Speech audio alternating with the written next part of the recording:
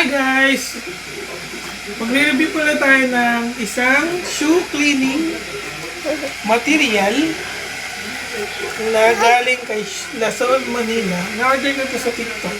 Tingnan natin kung effective siya dito sa shoes ng aking asawa. Ayan, tingnan nyo kung gaano kadumi. Sobrang dumi. Ang laman pala na ito guys is meron na siyang cleaning brush. This one. Hindi ko pa siya nabubuksan na sa unboxing pa. Meron pa siyang liquid stain protect. Ibig sabihin, para siyang maging water resistant. Then, itong premium shoe cleaner. So, ito yung nag-cleanse talaga. Naglilinis ng ganito. Deep clean. Then, yung odor eliminator. Bali kompleto na siya guys.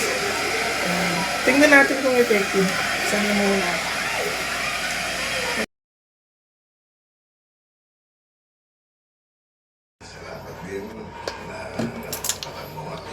Ito guys.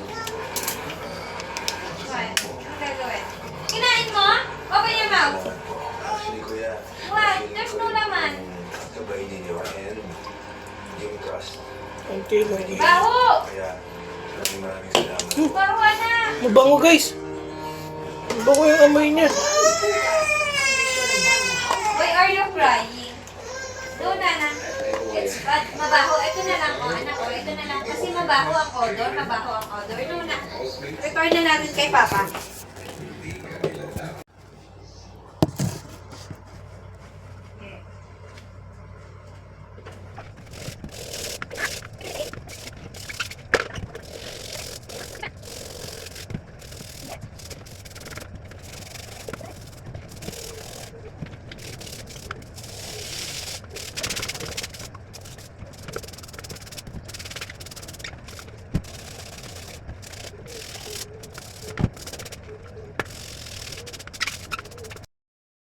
Hi guys! Ito nga pala yung shoes na nilinisan ko.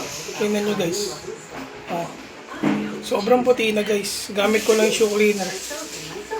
After one day, syempre papatuyin mo muna after may clean. Malinis na ulit siya. Ito naman guys, diba? Kaya kayo, bilhin na kayo. Thank you seller. Salamat!